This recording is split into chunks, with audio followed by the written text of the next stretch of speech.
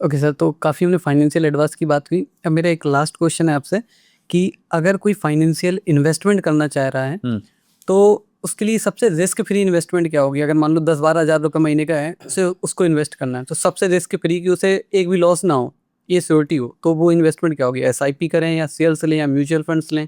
किस में सबसे बढ़िया इन्वेस्टमेंट होगा? देखिए, इन्वेस्टमेंट में एक रूल होता है कि जितना बड़ा रिटर्न उतना बड़ा रिस्क, या उल्टा करके बोलूँ मैं, जितना बड़ा रिस्क उतना बड़ा रिटर्न।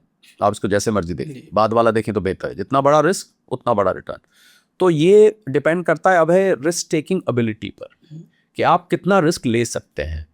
आप ज़्यादा रिस्क ले सकते हैं, जेनजी मैंने देखा थोड़ा ज़्यादा रिस्क उठा सकते हैं। तो मुझे लगता है एक बैलेंस्ड अप्रोच चलना चाहिए। कुछ फंड्स आपके होने चाहिए जो कि ज़्यादा रिस्क वाले में रहें। तो जैसे कुछ शेयर्स वगैरह में अगर आपकी नॉलेज है, नॉलेज लेके, ऐसे नहीं बिना नॉलेज के नहीं, जब तक तैरना नहीं आए पानी में कूदना नहीं चाहिए। तो पूरी रिसर्च करके अपने आप को ट्रेन करके कुछ शेयर्स में लगाइए, कुछ म्यूचुअल फंड्स में लगाइए, कुछ मैंने अभी गोल्ड सिल्वर की हमने बात करी थी, अगर आपके पास पैसा है तो कुछ एक रियल एस्टेट में भी आप लगा सकते हैं, कोई एक कमर्शियल प्रॉपर्टी ले लीजिए आप कुछ। तो एक बैलेंस्ड अप्रोच मुझे लगता है अच्छी अप्रोच होती एक बार है। अगर आप परसेंटेज वाइज बताएं कि किसमें कितना एलोकेट करना चाहिए, आपका कैसे? ये परसेंटेज बताना अब है बहुत मुश्किल है। इसलिए मुश्किल है कि ये डिपेंड करता है कि आपकी एज कितनी है, नंबर वन। नंबर टू, ये डिपेंड करेगा कि आपकी रिस्क एपेटाइट कितनी है, कि आप कितना रिस्क लेने की क्षमता रखते हैं। तीसरा डिपेंड करेगा, बहुत ज़रूरी, कि आप कितने टाइम के लिए इन्वेस्ट करना चाहते हैं, 2 साल, 3 साल, 5 साल, 10 साल, 20 साल, ये इस पे डिपेंड करेगा। और चौथा डिपेंड करेगा कि आपका इन्वेस्टमेंट का टिकट साइज कितना है। तो ये 4 मेन फैक्टर्स हैं जिस पर ये परसेंटेज डिसाइड की जा सकती है। तो इसलिए ये पर्सन टू पर्सन अब डिफर करता है। तो कोई एक स्टैंडर्ड परसेंटेज नहीं है कि मैं, हाँ, गोल्ड सिल्वर की अब हमने बात करी कि भाई आप 20% उसको अपने पोर्टफोलियो का 15-20% उसमें रख सकते हैं। उसके अलावा अच्छा ये भी डिपेंड करता है कि आपको लिक्विडिटी कितनी चाहिए। एक पांचवा डायमेंशन भी मैं ऐड करता हूँ कि आपको पैसे की कब जरूरत पड़ने वाली है। बाकी ये है कि अगर आप स्टॉक मार्केट्स, म्यूचुअल फंड्स को देख रहे हैं या गोल्ड सिल्वर को देख रहे हैं, तो आपको लंबा नज़रिया रखना पड़ेगा। एक और इन्वेस्टमेंट की दुनिया में हम लोग कहावत बोलते हैं जो बहुत पॉपुलर है, for a long term investor any time is a good time to invest. और यहाँ लॉन्ग टर्म की जब मैं बात करता हूँ, अभी मैं 5 से 10 साल की बात करता हूँ, बल्कि 15 साल की भी बात करता हूँ। जिन लोगों ने बड़ा पैसा बनाया है कंपाउंडिंग से या और तरीके से, उन्होंने लंबे वक्त के लिए इन्वेस्ट किया है। तो आप ये कह सकते हैं कि भाई तब तक तो हम जेनजी नहीं रहेंगे, तो हम तो जेनजी से बाहर आ जाएंगे। आप तो 10 साल की बात करते हैं, हम तो किसी और जनरेशन में चले जाएंगे। सो बी इट। आप समय को भागता हुआ तो नहीं रोक सकते, पर इन्वेस्टमेंट के रूल्स भी नहीं रोक सकते। आप इन्वेस्टमेंट के रूल्स तो अपनी जगह रहते हैं।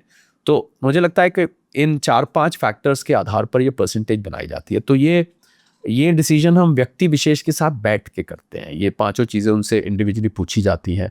उनकी लिक्विडिटी कैसी चाहिए, उनकी उम्र कितनी है, उनको कितने वक्त के लिए इन्वेस्ट करना है, उनके रिस्क एपेटाइट कितनी है, ये सब, फैमिली सिचुएशन कैसी है, क्या ये आपके सरप्लस फंड्स हैं या ये आपके मेन फंड्स हैं। तो बहुत सारे, एक बहुत बड़ा लंबा चौड़ा हम लोग एक क्वेश्चनर बनाते हैं। उस क्वेश्चनर को पहले भरवाते हैं, उसको एनालाइज करते हैं, तब हम एडवाइस करते हैं कि उसको कहाँ इन्वेस्ट करना चाहिए। पर एक चीज़ पक्का है कि लॉन्ग टर्म इन्वेस्टमेंट ही आपके लिए ज़्यादा रिटर्न दे सकती है। कोई शॉर्ट टर्म तरीका नहीं है। शेयर मार्केट में भी आपने देखा होगा कुछ लोग ट्रेडिंग करते हैं, स्पेकुलेशन करते हैं, डेरिवेटिव्स होता है, फ्यूचर्स एंड ऑप्शंस बोलते हैं उसको। मुझे तो ऐसे ऐसे लोग मिलते हैं, 10 बजे लिया, 10:30 बजे बेच दिया, 11 बजे लिया, 12 बजे, वो फिर उसमें सट्टेबाजी आ जाती है, वो फिर स्पेकुलेशन है। उसमें आप कभी प्रॉफिट कभी लॉस। और सेबी के तो जो डेटा वो ये कहता है कि जो लोग स्पेकुलेशन करते हैं उसमें से 89-90% लोग पैसा गंवा देते हैं। तो इसलिए लॉन्ग टर्म इन्वेस्टर बनना चाहिए। अगर आपको पैसा बनाना है, अच्छे रिटर्न लेने, तो सोच कर समझ कर करिए, एनालाइज करके करिए और लंबे वक्त के लिए करिए। जैसे आपने बताया ये सारी चीज़ें डिपेंड करती है, तो हम एक लाइव एग्जांपल ले लेते हैं। मान लीजिए जिसको एक 20 साल का कोई है जो जॉब कर रहा है, उसकी इनकम है 50,000 रुपये, एंड वो अपनी 50 की उम्र में रिटायर होना चाह रहा है, तो उसका इन्वेस्टमेंट स्ट्रेटजी क्या होगी? एक लाइव एग्जांपल आप करके बताएं कि कितना कहाँ इन्वेस्ट उसे अभी करना चाहिए। अगर वो 50, क्या मैं कहता हूँ 40-45 में भी अगर रिटायर होना चाहता है, जो आजकल जेंसी बात करते हैं, तो मुझे लगता है उसको उसको अब ये तो है नहीं सैलरी सारी उम्र 50,000 रहेगी। अभी 20 साल का है, आपने बोला 50,000 कमाता है, तो उसको पहले बात तो जो मैंने रूल बताया कि 20% उसको निकाल देना चाहिए। उसको 40,000 से गुजारा करे। मान ले मेरी सैलरी 40 है, पैसे कहीं जा तो नहीं रहे ना, तो उसको दूसरे अकाउंट में रख के उसको इन्वेस्ट करे, कुछ SIP में करे, कुछ म्यूचुअल फंड में करे। 15 से 20% प्रेशस मेटल्स में गोल्ड सिल्वर के ETFs ले। और जब थोड़ा पैसा जुड़ जाए तो किसी को घर भी चाहिए होता है, कोई कमर्शियल शॉप मिल जाए कहीं अच्छी जगह पे, वहाँ से रेंटल इनकम, आपको ऑल्टरनेट इनकम बनाने का भी कोशिश करनी चाहिए कि सैलरी, मान लीजिए कल को नौकरी नहीं रही किसी वजह से, तो आपका, अगर आपने रियल एस्टेट में कोई प्रॉपर्टी लेके किराए पे चढ़ाई हुई है, वहाँ से आपको किराया आता है, किसी मंथली इनकम स्कीम में इन्वेस्ट किया हुआ है वो आता है। अभी इसमें आपने जो एग्जांपल दिया अभय, वो एग्जांपल अभी अधूरा है। उसमें हम, जैसा कि मैंने कहा, बैठा के बहुत सारी चीज़ें पूछते हैं। हम तो यहाँ तक भी पूछते हैं कि उनकी फैमिली में कितने लोग हैं, कितने लोग कमाते हैं। मैं ये भी यहाँ तक पूछ लेता हूँ, आप शादी कब करेंगे क्यों भी नहीं करेंगे। इतनी सारी चीज़ें पूछी जाती हैं। तो ये आपको मैंने एसेट क्लासेस बता दी यहाँ पर ये जो मैंने पहले बताया कि 20% निकाल के रख दे, ये उन सब में टॉप पर आता है।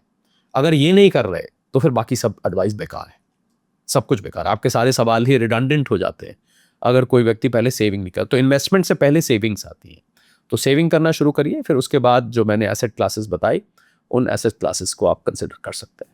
तो सर जैसे 40 की उम्र में अगर किसी को या 45 की उम्र में रिटायर होना है तो कितनी उसके पास सेविंग्स होनी चाहिए कि वो रिटायर हो सकता है? हाँ, ये आज तो के टाइम में अगर बात ये करें तो ये तो बहुत ही सब्जेक्टिव सवाल है। मैंने अभय जिस एक जनरल इंसान एक मैंने मुझे एक रिक्शा चालक मिला। मैं सबका सम्मान करता हूँ, सबके ऑक्यूपेशन का और प्रोफेशन का सम्मान करता हूँ। मेरे लिए, मुझे नहीं लगता कोई व्यक्ति बड़ा छोटा पैसे से होता है। तो मुझे एक रिक्शा वाला मिला, उसके पास मैंने उससे बातचीत हुई, मेरी उससे थोड़ी दोस्ती वाली बातचीत हो गई। उसके पास 20,000 रुपये थे। मैंने पूछा आपके पास कितनी जमा पूंजी? कहता साहब 20,000 रुपये हैं। और मैं उसके साथ पूरा दिन रहा, कहीं मैंने हायर किया था। वो दिन में 20-25 बार जोर जोर से हंसा बातों पे। कोई बात होती थी, मेरे भी थोड़ी हंसी मजाक की आदत है, उसकी भी थी, बड़े हंसे, 20 बार हंसा बहुत। मैंने कहा, आप, कहता मैं बहुत खुश हूँ, बहुत खुश हूँ। मैंने कहा आप अपने आप को गरीब मानते हो? कहता नहीं साहब, मेरे पास 20,000 रुपये हैं, मुझे लगता है मेरे को कोई दिक्कत आई तो मैं इसमें गुजारा कर लूँगा। वो खुश था, सेटिस्फाइड था। एक और व्यक्ति मुझे मिला, उसके पास 5 लाख थे। उसको हंसे हुए 5 साल हो गए थे, दुखी था, गरीबी, सारा दिन वो बात करता था कि पैसा नहीं है, क्या 5 लाख रुपए में क्या है, बाथरूम भी नहीं खरीद सकते, टॉयलेट भी नहीं खरीद सकते, मेरे पास घर नहीं है। तो ये एक बहुत सब्जेक्टिव है कि आपको कितने पैसे चाहिए। मैंने अभय लोगों को 1 करोड़ रुपए में भी रिटायरमेंट पर खुश रहते देखा है, और मैंने 20 करोड़ वाले को भी सारा दिन रोते हुए देखा है। कभी कोई दिक्कत है, कभी कोई दिक्कत है, कभी कोई फैमिली परेशान करी। तो ये एक बहुत रिलेटिव और सब्जेक्टिव इशू है कितना पैसा चाहिए। पर इंडिया की अगर हम बात करें टियर 2 सिटी की, तो मुझे लगता है अगर आपके पास 2-3-4 करोड़ रुपए हैं रिटायरमेंट पर, तो आप उसमें अच्छा गुजारा कर सकते हैं। क्योंकि उस पर अगर आप सेफ रिटर्न भी चलें 6% 7% की, तो आपको करीब लाख रुपए महीने का रिटर्न उस पर आ जाएगा। थोड़ा सा एग्रेसिव इन्वेस्टमेंट भी करें, 50,000 से 1 लाख रुपए, उसमें आप गुजारा कर सकते हैं। ये पर्सन टू पर्सन डिफर करता है, ज़रूरतों पर डिपेंड करता है, लाइफस्टाइल पर डिफर करता है। कोई व्यक्ति हैं जिनको 60 साल में क्लब हाउस भी चाहिए, उनको रोज़ घूमना भी है, उनको पैसे ज़्यादा चाहिए। कोई व्यक्ति है आराम से अपना सीधी सादी ज़िंदगी जीता है, उसको 30-40 हज़ार रुपये में गुजारा हो जाता है। तो ये बहुत सब्जेक्टिव सवाल है। अब इसका बहुत ही कठिन है जवाब देना इस तरीके से।